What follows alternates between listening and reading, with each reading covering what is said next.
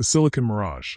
When Daniel Cross quit his stable job at a New York investment firm, everyone thought he had lost his mind.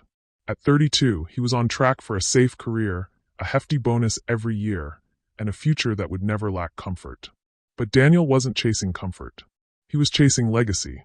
In 2016, armed with $75,000 in savings and a pitch deck filled with wild optimism, he moved to San Francisco.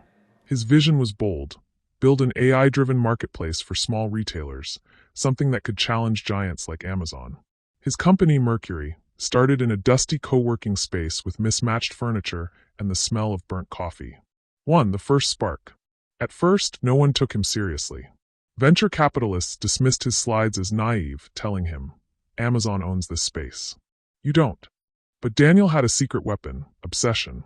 He worked 16-hour days, coding, calling potential clients, and sleeping under his desk when exhaustion hit. His first break came from a tiny bookstore in Portland that agreed to test the platform. Within 3 months, their online sales had tripled. Word spread. A few more mom-and-pop shops joined. Suddenly, Mercury wasn't just a dream. It was traction.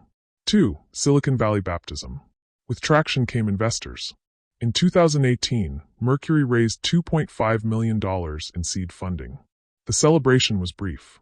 Investors wanted growth fast, and Daniel now had payroll to worry about. He hired engineers, marketers, and a head of sales. The office moved from a co-working space to a sleek glass building in Soma.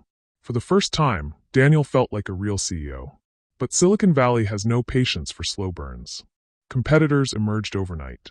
A rival startup, NovaCart, raised 10 times Mercury's funding and launched aggressive ad campaigns. Customers began to drift. 3. The pressure cooker. By 2020, the pressure nearly broke him. Mercury had 80 employees and was burning through $500,000 a month. Daniel's inbox filled with polite but sharp investor emails. "What's your plan to beat NovaCart?" Then the pandemic hit. Small retailers, Mercury's lifeblood, shuttered their doors. Revenue plummeted. Investors started pulling back. For the first time, Daniel faced the possibility that Mercury could die. One night, alone in the office, he stared at the company logo glowing on a TV screen. He whispered to himself, "Did I burn everything for nothing?" 4. Reinvention. Desperation breeds creativity. Instead of fighting NovaCart head-on, Daniel pivoted Mercury into something different: a survival platform for local businesses during lockdowns. Within weeks, the platform added curbside pickup features, integrated with delivery services, and launched Shop Local online campaigns. Daniel personally called mayors and chambers of commerce across the country, convincing them Mercury could save small business ecosystems.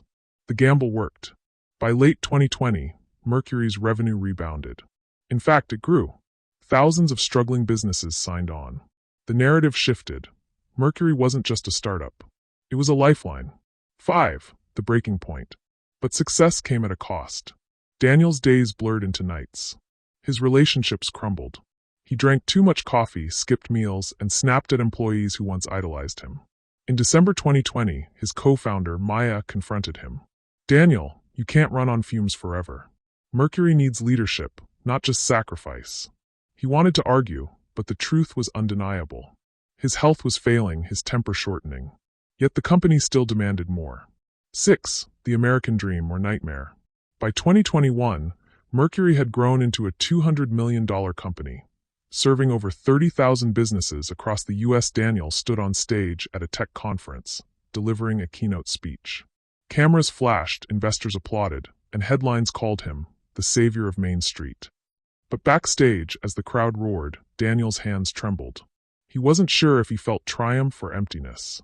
He remembered the night he quit his job in New York, full of fire and certainty. Now, standing at the height of his success, he wondered, was this the American dream, or just another mirage in Silicon Valley's desert of ambition? 7. Epilogue. 2 years later, Mercury IPO'd. Daniel became a multi-millionaire overnight. Yet in interviews, he rarely smiled. When asked what advice he'd give future entrepreneurs, he always said the same thing. Don't chase a company. Chase a life. Otherwise, you'll win the game and realize you've lost yourself.